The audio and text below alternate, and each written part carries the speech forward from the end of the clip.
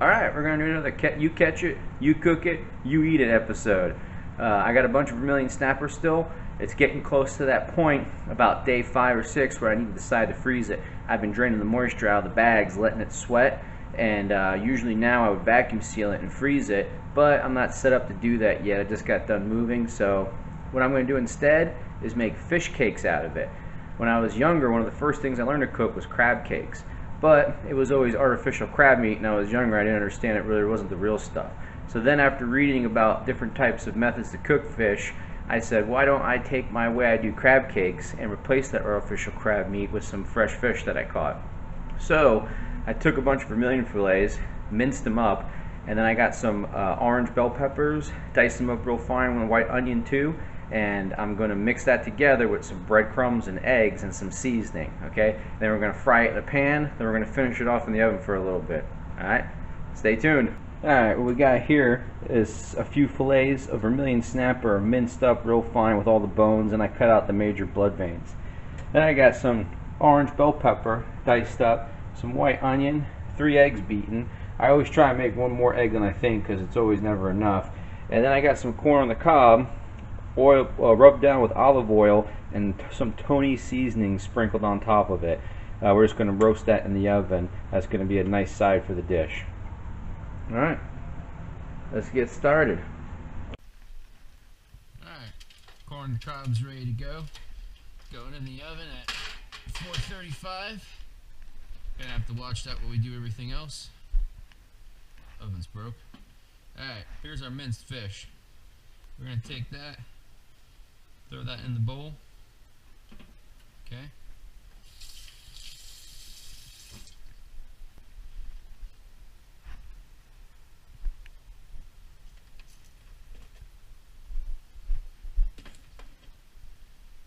So, first what we want to do, we're going to add just a little bit of dill weed. Not too much, it'll overpower it. Just a little. Next, some sea salt, of course.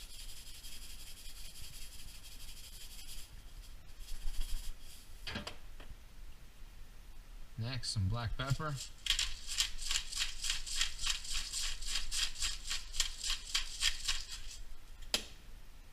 And some onion powder. Not too much. So like that. Alright. Now, some of those bell peppers.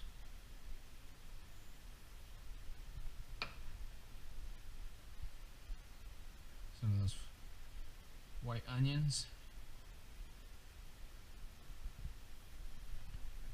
Alright, now we're going to mix that up.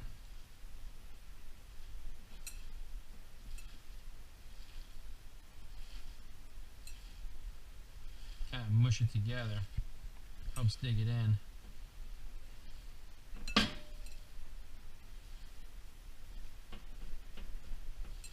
Mash it.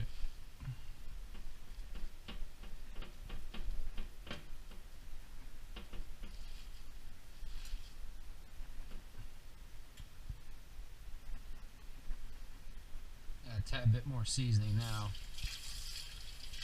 I always try and wash my hands off so I don't get on the containers. Alright. So I'm going to sprinkle a tad bit more salt. A tad bit more dill. A tad bit more garlic powder. Just a little more salt. A little more pepper.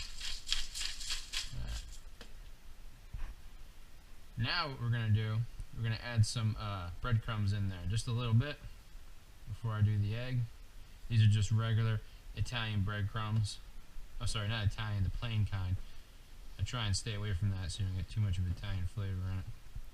I try and get one little batch pre-mixed in before I go and add the egg to help stick everything together.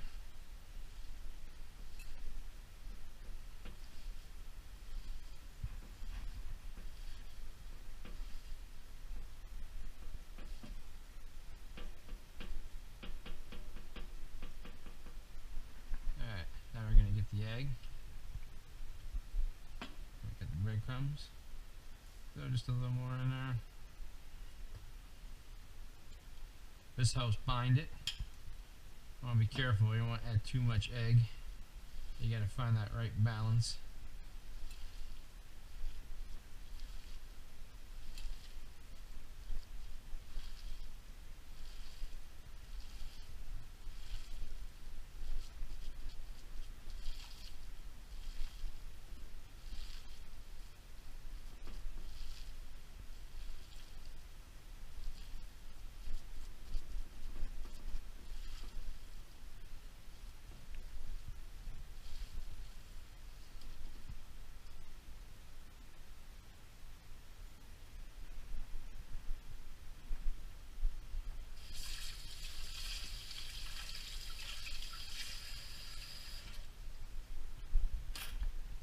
Alright. Good bit more breadcrumbs. Probably that.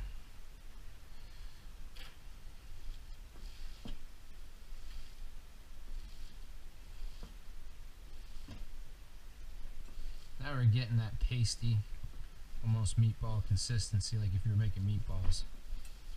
Alright, it's almost there. Maybe just a tad more breadcrumbs.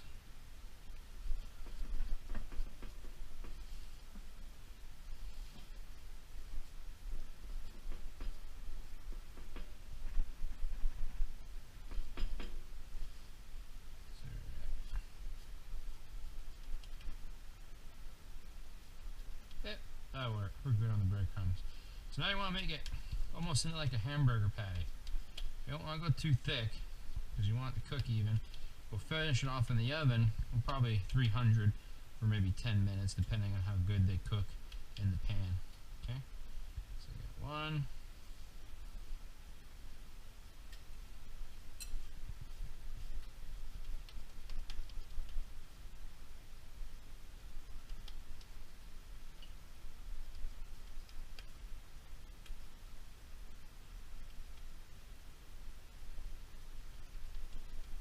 Poke around the edges. Helps keep it together for when we're flipping it. Alright, that's 2.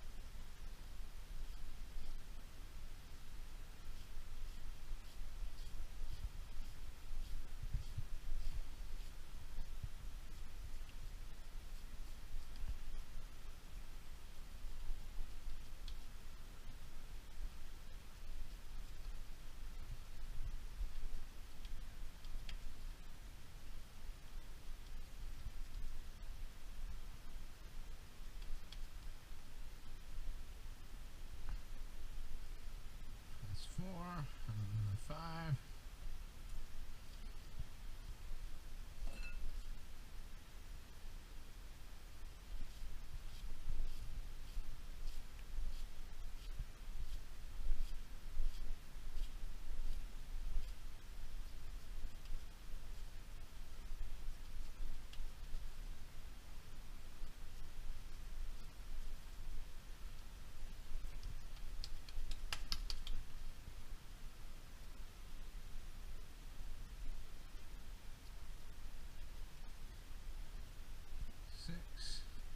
Two, 4, 5. I'm sorry, that's 5. And this will be number 6.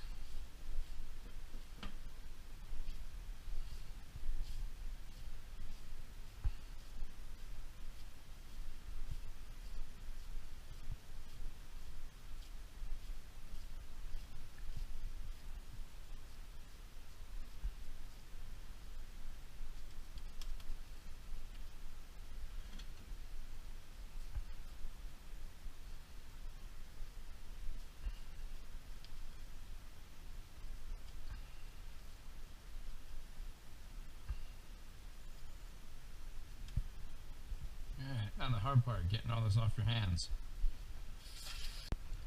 Then I do a little final seasoning on top with salt. Salt's very important with cooking. It's a chemical reaction when it adds to fish, poultry, beef, pretty much any type of meat you cook, and it reacts with the ATP and the meat of the fish, and it has the same chemical structure as IMP, which is the same makeup as MSG, but there's no MSG in it, and what makes it appealing to the palate. That's why when you add salt when you cook meat, why it tastes better. And then we give it a little squeeze of pepper too. We'll do the other side too before we put it. Alright, now we're ready to go into the oil. I'm gonna bring them over here. I got olive oil going. About medium heat. Don't want to get too hot.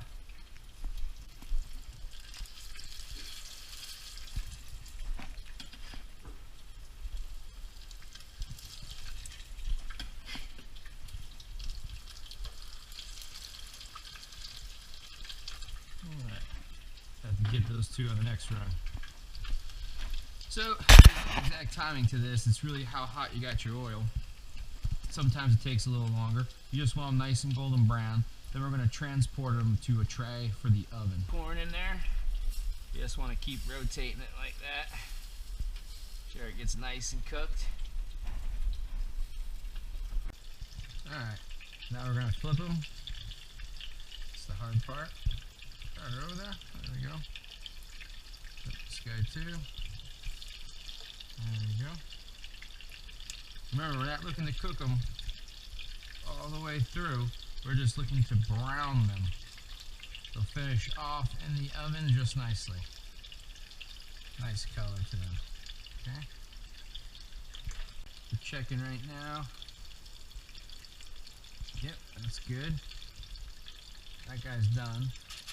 Well, halfway done. They still got to go to the oven. Take a look. Yep, that one's perfect. In there. Just set this guy here.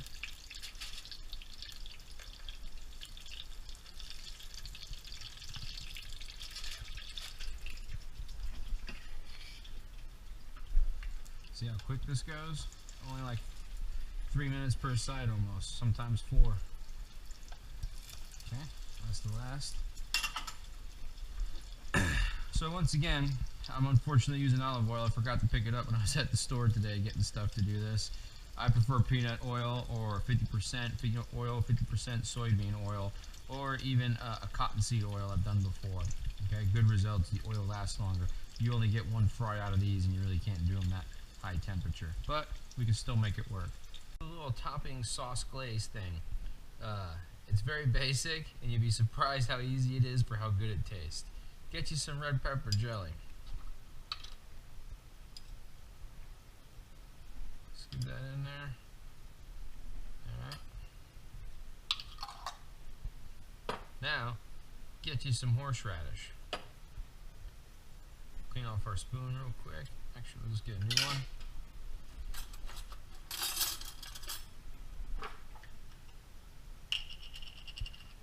Alright, you take this out, you kind of want to squeeze on the side. Drain a little bit of that moisture. Alright. Everybody's taste and style and what they're looking for is different.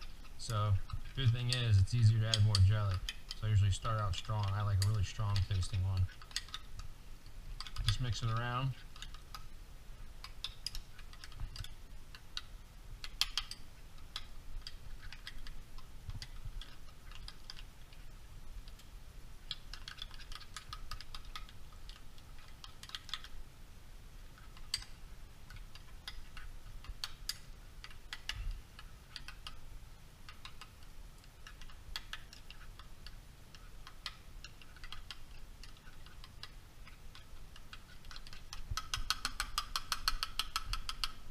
Now, I'll put these on there.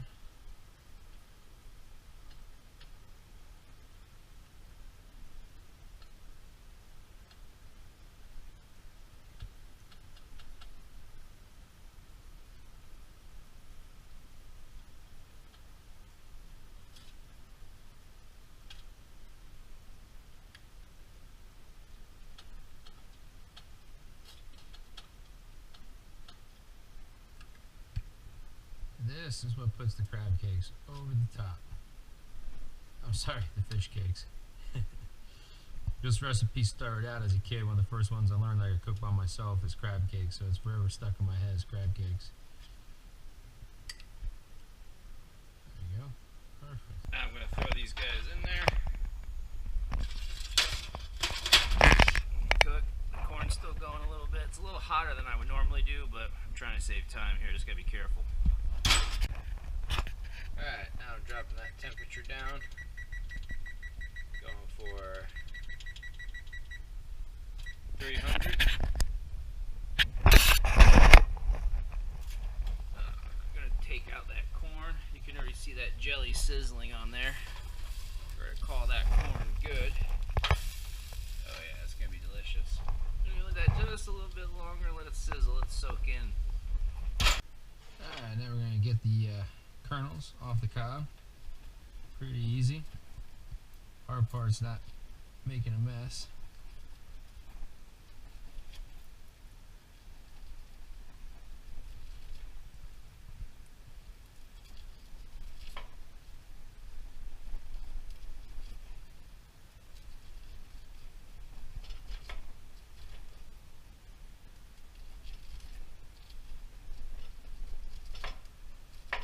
Boom. That's one down. Alright. Let's go for number 2.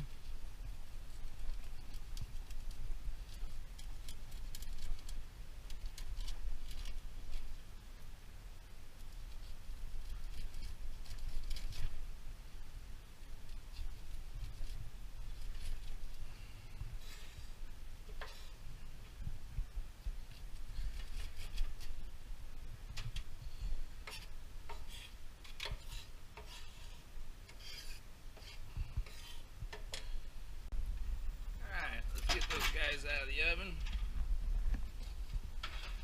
Should be done. Sit right there for a second, cool off. Alright, remove this corn over to the side. Try not to make a mess. Then we're going to grab our tomatoes. There you go. That, like that.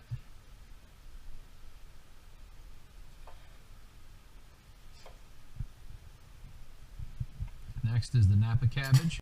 Alright, so now we got our Napa. I cut off the little excess right there. And now we're going to roll it a little bit. It's not as crisp as I want. It's hard to find fresh Napa that's just ready to eat around here.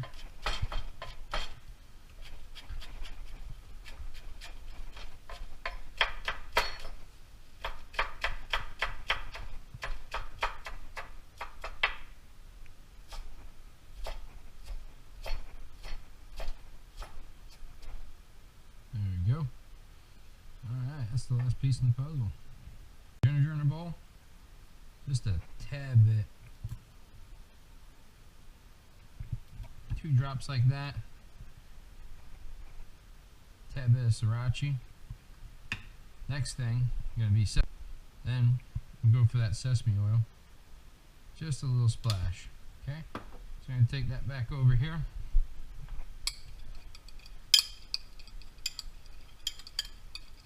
And mix that around like that. This is just a tad bit to give a little bit flavor to that Napa cabbage. Alright, we toss that around.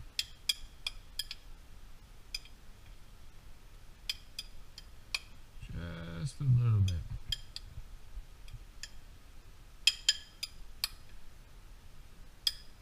Alright, now we got a Napa cabbage ready. We're going to plate. That. Get our fish cake.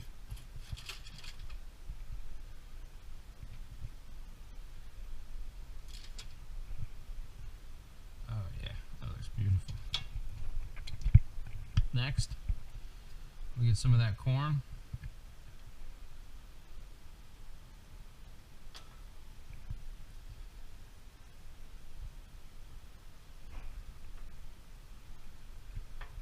Then some fresh tomatoes.